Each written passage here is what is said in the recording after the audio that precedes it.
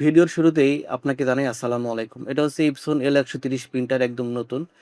তো প্রিন্টারটি নতুন অবস্থায় কিভাবে ইনস্টলেশন করবেন, কিভাবে সেটআপ করে নিবেন, কিভাবে প্রিন্ট করার জন্য প্রস্তুত করবেন, সেই প্রসেসটা এখন এই ভিডিওতে দেখাবো। এই প্রিন্টারটি সর্বপ্রথম আমি এই বক্স থেকে বের করে নিয়েছি। এই প্রিন্টারটি নতুন অবস্থায় বক্সের মধ্যে ছিল। বক্সের মধ্যে ককশিট এবং পলিথিন, ইউএসবি কেবল, পাওয়ার কেবল, সিডি ডিস্ক এবং সেটআপ করার ম্যানুয়াল, সার্ভিস ম্যানুয়াল, এগুলা ভিতরে দেওয়া থাকে।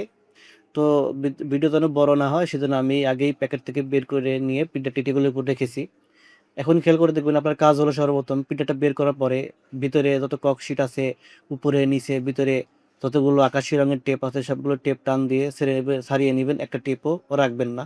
বিশেষ করে ভিতরের এই টেপটা হচ্ছে খুলে নেওয়া অবশ্যই প্রয়োজন, নয়তো প্রিন্টারের হেডটি ডান দিকে বাম দিকে মুভ করতে পারবে না। এটা অবশ্যই সারিয়ে নেবেন। আপনি শুরুতেই সব টেপ, সব ককশিট প্রিন্টারের সাইড থেকে, ভিতর থেকে সারিয়ে নেবেন। এরপর হচ্ছে আপনি প্রিন্টারের ট্যাঙ্কিতে কালি ঢেলে নেবেন। তো কালি আমি আগেই অ্যাডভান্স ঢেলে নিয়েছি, যাতে ভিডিওটি ছোটো হয় সে কারণে। তো কালি কিভাবে ঢালবেন এটা একদম সহজ। এটা ঘাবড়িয়ে যাওয়ার বা টেনশন করার কোনো কিছু নেই। কালিটা একদমই সহজ ধরা। এখানে ট্যাঙ্কিটার এখানে ৪টা এই যে মুখা পাবেন, মানে টান দিয়ে এটা বের করে নেবেন, এই যে সিপের মতো। এই এটা সারিয়ে নেবেন। তারপরে বোতলের মুখটি খুলবেন। দেখেন বোতলের গায়ে কিন্তু লেখা আছে এম তে ম্যাজেন্টা। আবার ট্যাঙ্কির গায়ে এখানে লেখা আছে এম তে ম্যাজেন্টা, অর্থাৎ বোতলের গায়ে যেই লেখা আছে এবং ট্যাঙ্কির গায়ে যে লেখা আছে সেখানে সেই কালিটা ঢালবেন, তাহলে ভুল হবে না বা এলোমেলো হবে না। তো এভাবেই 4টা কালি আপনি ঢেলে নেবেন।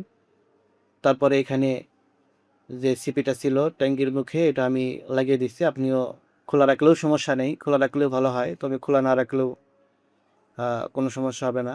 এরপরে আপনি প্রিন্টারের বাটনটিতে টিপ দিয়ে অন করে নেবেন। তো আমি এই টেপটি তখন সারিয়ে নিয়েছিলাম না, আমি এখন সারিয়ে নিচ্ছি। আপনি শুরুতেই সারিয়ে নেবেন, সমস্যা নাই। ইনিশিয়ালাইজ করার আগে বা প্রিন্টার চালু করার আগেই সারিয়ে নেবেন।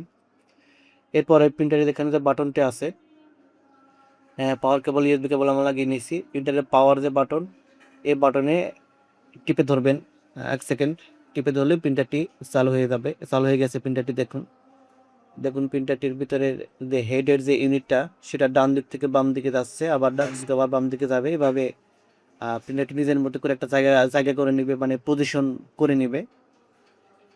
তো এরপরে আমরা মূলত ইনিশিয়ালাইজ করে নিব। তো মূলত এই ইনিশিয়ালাইজটা প্রিন্টার নতুন অবস্থায় একবারই করতে হয়, অর্থাৎ একটা প্রিন্টারের লাইফে একবারই করতে হয়। এরপর আপনাকে আনইনস্টলেশন করতে হবে না, শুধু নতুন অবস্থা প্রথমবারই একবার ইনস্টলেশন করতে হয়। তো ভিডিওটি স্কিপ না করে সম্পূর্ণ ভিডিও দেখবেন এবং আমার কথাগুলো মনোযোগ দিয়ে শুনবেন, তাহলে আপনার প্রিন্টারটি ইনস্টলেশন করতে কোনো ভুল বা কোনো সমস্যা হবে না। তো দেখুন প্রিন্টারের হেড ইউনিটটি চালু করার পরে বারবার ডান দিকে বাম দিকে মুভ করছে, মানে নিজের মতো পুরো অবস্থান করে নিচ্ছে। এরপরে দেখবেন এখানে একটি লাল বাতি জ্বলে উঠবে। দেখুন এখানে কিন্তু লাল বাতি জ্বলে উঠছে। কালির ফোঁটার একটা যে চিহ্ন হচ্ছে, কালির ফোঁটার চিহ্নের মতো, সেই ফোঁটার চিহ্ন এখানে লাল বাতি জ্বলে রয়েছে। এখন এই বাটনে যদি 5 সেকেন্ড আমি টিপে ধরি, তাহলে প্রিন্টারটি ইনিশিয়ালাইজ শুরু হবে। এই অবস্থায় লাল বাতি এবং পাওয়ারের সবুজ বাতি দুটি স্থির হয়ে জ্বলে যাবে। এখন শুধু আমি লালের এই বাতিটিতে, এই বাটনে আমি 5 সেকেন্ড টিপে ধরবো, তাহলে ইনিশিয়ালাইজ শুরু হবে। তো দেখুন আমি 5 সেকেন্ড টিপে ধরলাম। আপনি টিপে ধরার পরে মনে মনে গুনবেন 1 2 3 4 5, এভাবে গুনবেন। তারপরে হাতটা উঠাই নেবেন। দেখবেন যখনই আপনার সবুজ বাতি এবং লাল বাতি লাফালাফি শুরু করবো, তখনই 5 সেকেন্ড হওয়ার পরে আপনি হাতটা উঠাই নেবেন। এখন দেখুন দুইটা বাতি কিন্তু ব্লিঙ্কিং করতেছে, জ্বললানিপা করতেছে, এবং প্রিন্টারের ভিতরে গিয়ারগুলো প্রচুর ঘুরছে এবং শব্দ হচ্ছে প্রিন্টারের ভিতরে।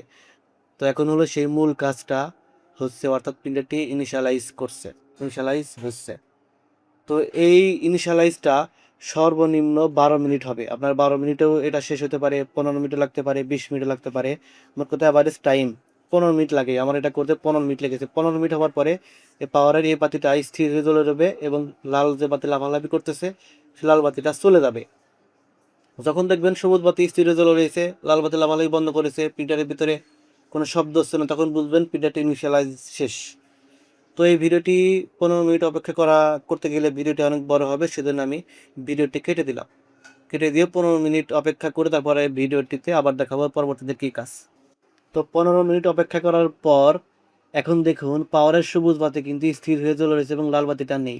লাল বাতিটা নেই এবং সবুজ বাতিটা স্থির হয়ে জ্বলে রয়েছে, অর্থাৎ 15 মিনিট অপেক্ষা করার পর আমাদের প্রিন্টারটি ইনিশিয়ালাইজেশন শেষ হয়েছে, অর্থাৎ প্রিন্টারটি এখন প্রিন্ট করার জন্য প্রস্তুত।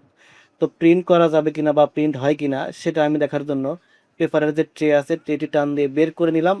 এরপর টেপগুলা আগেই ছাড়িয়ে নেওয়া প্রয়োজন, আমি পরে ছাড়িয়ে নিলাম। এখানে একটা পেপার রাখবো, এবারে যে প্রিন্ট করে আপনাকে দেখাই দেবো যে ইনিশিয়ালাইজ শেষ হয়েছে, এমনকি প্রিন্টও হচ্ছে। পেপারটি দিয়ে নিলাম, আমি ইউএসবি কেবল আগেই লাগিয়ে রেখেছি, এখানে লাগিয়ে রেখেছি। আর প্রিন্ট ইউএসবি কেবলের অপর প্রান্তটা আমি ল্যাপটপের সাথে কানেকশন করেছি। এখন প্রিন্টার থেকে আমি এই পেপারটি প্রিন্ট করব। তো এখানে আরেকটা কাজ হলো, সেটা হলো আপনার প্রিন্টারের বা সরি আপনার কম্পিউটারে ইপসন L130 একটি ড্রাইভারটা ইনস্টল করে রাখতে হবে। ড্রাইভারটা ইনস্টল না করলেও আপনি প্রিন্ট করতে পারবেন, সমস্যা নেই। তবে যদি ড্রাইভারটা ইনস্টল করা থাকে তাহলে আপনি অনেকগুলো সেটিংস বেশি পাবেন, সেজন্য ড্রাইভারটা ইনস্টল থাকা প্রয়োজন। যদি আপনি ড্রাইভারটা ইনস্টল করতে না পারেন বা কোথাও খুঁজে না পান ড্রাইভারটা, তাহলে ডেসক্রিপশন বক্সে বা ইনবক্সে দেওয়া আমার নাম্বারে যোগাযোগ করবেন, আমি আপনাকে হোয়াটসঅ্যাপে প্রিন্টারের এই ড্রাইভারটি দিয়ে দেবো। তো আমি প্রিন্ট কমান্ডটি প্রিন্টারে সেন্ড করেছি, দেখুন এখন প্রিন্ট হচ্ছে। তো এই ভিডিওর মাধ্যমে আপনি যদি সঠিকভাবে প্রিন্টারটি ইনস্টলেশন করতে পারেন তাহলে ভিডিওটিতে অবশ্যই লাইক, কমেন্ট এবং চ্যানেলটি সাবস্ক্রাইব করে দিয়ে বেল আইকনটি অন করে দেবেন।